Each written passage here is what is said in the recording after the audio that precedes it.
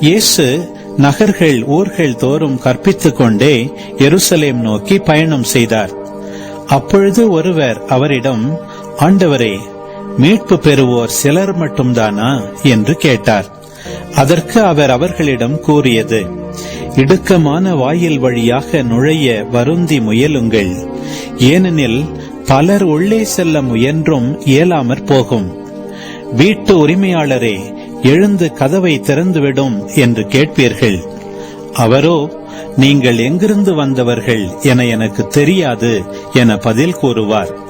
அப்பொழுது நீங்கள், நாங்கள் உம்மோடு உணவு உண்டோம், குடித்தோம், நீர் எங்கள் வீதிகளில் கற்பித்தீரே என்று சொல்வீர்கள்.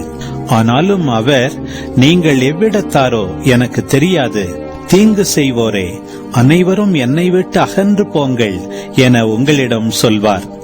ஆபிரகாமும் ஈசாக்கும் யாக்கோவும் இறைவாக்கினர் யாவரும் இறையாட்சிக்கு உட்பட்டிருப்பதையும் நீங்கள் புறம்பே தள்ளப்பட்டிருப்பதையும் பார்க்கும்போது அழுது அங்கலாய்ப்பீர்கள். இறையாட்சியின் போது கிழக்கிலும் மேற்கிலும் வடக்கிலும் தெற்கிலும் இருந்து மக்கள் வந்து பந்தியில் அமர்வார்கள். ஆம், கடைசியானோர் முதன்மையாவர், முதன்மையானோர் கடைசியாவர்.